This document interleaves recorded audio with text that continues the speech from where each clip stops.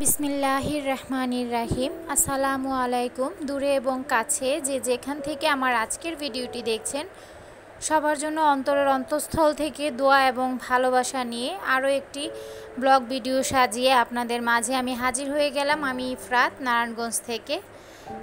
এখানে আমি প্রথমে আলু উস্তা ভাজি করার জন্য পেঁয়াজ কুচি দিয়ে দিয়েছি, আর পেঁয়াজগুলো একটু ভাজা হওয়ার পরে কিন্তু আলু উস্তাগুলো ভাজি করে নিচ্ছি।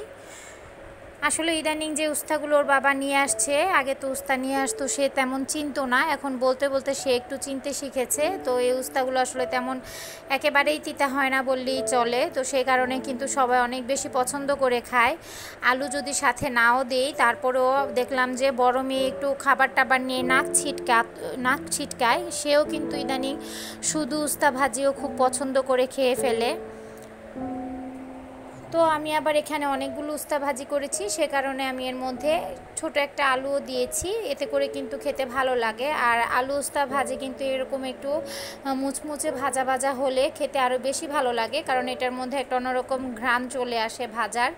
আর গরম গরম এরকম ভাজি মনে হয় যে খালি হাতে, মানে খালি মুখেই খেয়ে নেই ভাত ছাড়া, এরকম একটা অবস্থা। তো এই তো ভাজি করা শেষ। সকালের নাস্তাটাও আমাদের করা হয়ে গেছে। তো সকালের নাস্তা করে তারপর এখন আমি দুপুরের রান্নায় চলে আসলাম। এর আগের ভিডিওতে দেখেছেন নদীর টাটকা মাছ ওর বাবা নিয়ে এসেছিল। তো এখানে নদীর টাটকা যে ট্যাংরা মাছগুলো ছিল সেগুলো হলুদের গুঁড়া, মরিচের গুঁড়া, লবণ দিয়ে আমি মেখে নিচ্ছি, ভেজে নিব। এর জন্য আজকে আমি ট্যাংরা মাছের তেল ঝালটা রান্না করব। অবশ্যই এটা রান্না করার জন্য কিন্তু একটু তেলের পরিমাণ বেশি ব্যবহার করতে হবে, এটার নামই কিন্তু তেল ঝাল, সে কারণে। তো প্রথমে মাছগুলোকে একটু কড়া করে ভালো করে ভাজবো। তো এখানে আসলে একটা টিপস থাকছে, টিপসটি হলো যে অনেকেই কিন্তু ট্যাংরা মাছের একটা গন্ধ থাকে, অথবা কোনো ট্যাংরা মাছ আবার থাকেও না। তো বেশিরভাগ ক্ষেত্রেই কিন্তু একটা জাত গন্ধ থেকেই থাকে। তো সেই গন্ধটা দূর করার জন্য প্রথমেই কিন্তু মাছগুলোকে একটু লেবুর রস দিয়ে কিছুক্ষণ ম্যারিনেট করে রাখতে পারেন, আধা ঘন্টার মতো। আর ভাজাটা একটু কড়া করে ভেজে নেবেন, তাহলে ইনশাল্লাহ আর তেমন কোনো গন্ধ পাবেন না। যদিও ট্যাংরা মাছের মধ্যে শরীরে তেমন কোনো মাংস নেই, মোটা একটা হাড্ডি, এটা আসলে আমার কাছে মনে হয়, সে কারণে আমার এই মাছটা তেমন একটা পছন্দ না। কিন্তু আমি আজকে যেভাবে রান্না করেছি, যারা পছন্দ না করেন এভাবে যদি বাসায় ট্রাই করেন, অবশ্যই তাদের কাছেও ভালো লাগবে ইনশাল্লাহ।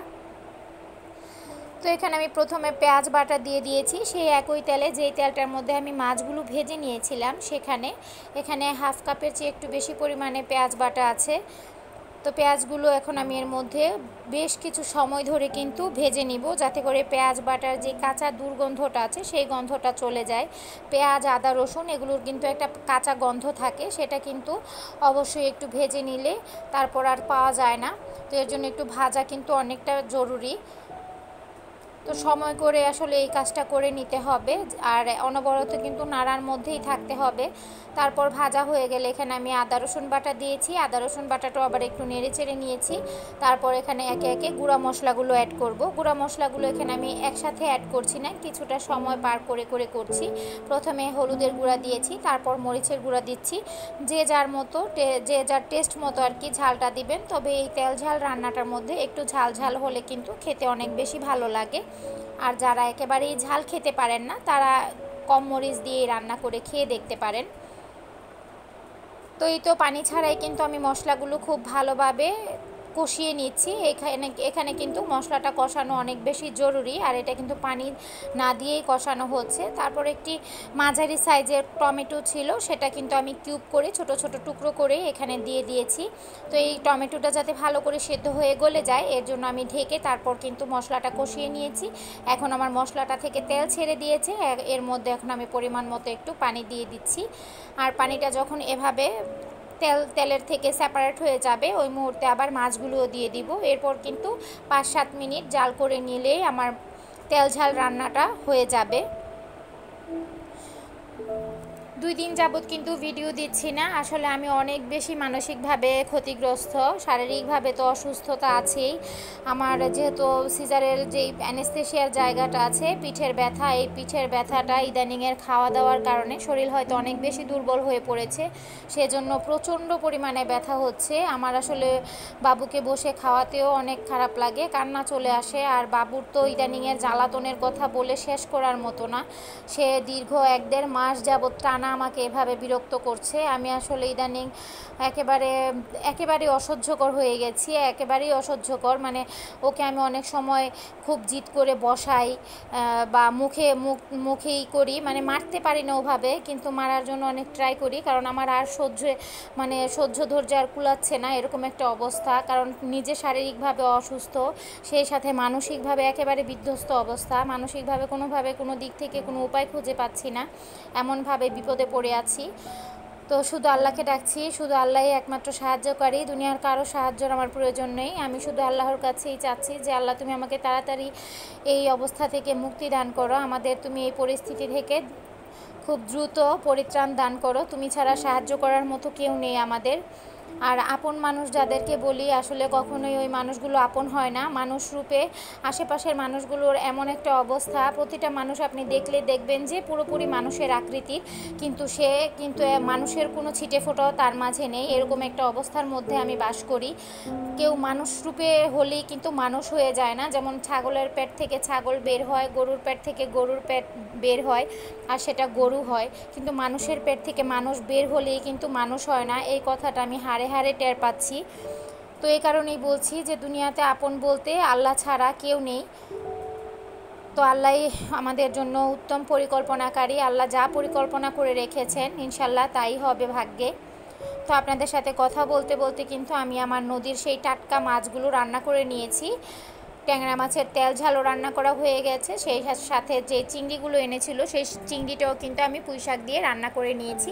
এখন একটি মজার রেসিপি শেয়ার করব, সেটি হচ্ছে কাশ্মীরি মানে বার্মিস আচার যেটাকে বলে থাকি। তো বার্মিস আচারটা কিন্তু খেতে খুবই ভালো লাগে, আর তেল ছাড়া হওয়াতে কিন্তু এটা একেবারেই খরচ কম, যদিও আচার কিন্তু তৈরি করা অনেক বেশি ব্যয়বহুল।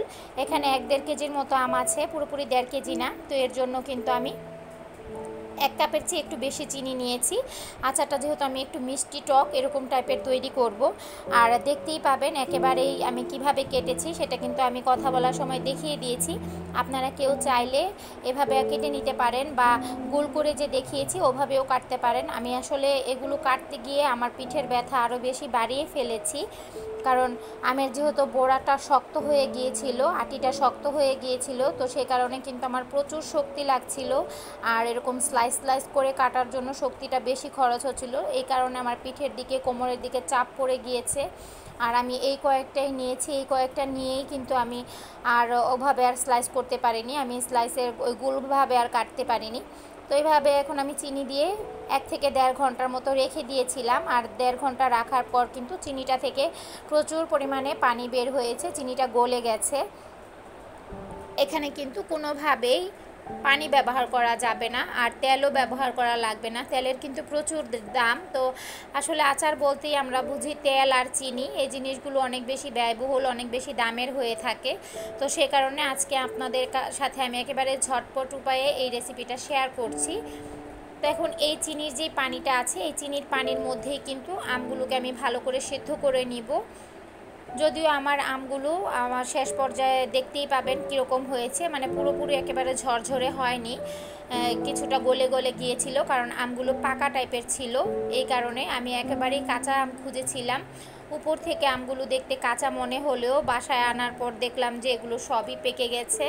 ওর বাবা 3 কেজি আম নিয়ে এসেছিল, 3 কেজি আমের সবগুলোই পাকা, যেগুলো একেবারেই নেওয়া যাবে না সেগুলো তো নেইনি। এখানে 1 কেজির মতো হবে নিয়েছি, কিন্তু এগুলোও দেখলাম যে হলুদ হয়ে গেছে।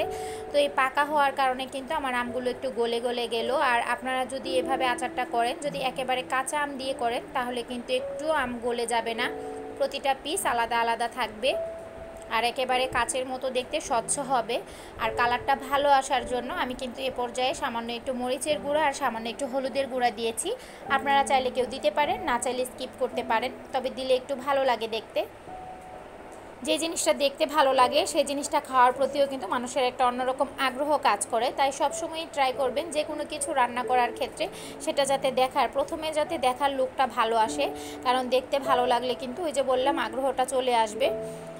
তো এই তো নামানোর কিছুক্ষণ আগে আমি এখানে পাঁচফোড়ন আর শুকনা মরিচ তেলে তারপর কিন্তু এটাকে গ্রাইন্ডারে গুঁড়ো করে নিয়েছি। এখন আমি এটা ভালো করে মিশিয়ে নিব আমের সাথে। আমি এখানে আসলে বন্ধ করে রেখেছিলাম, নয়তো বা বেশি টেনে যাচ্ছিল, শুকিয়ে যাচ্ছিল আসলে এ কারণে।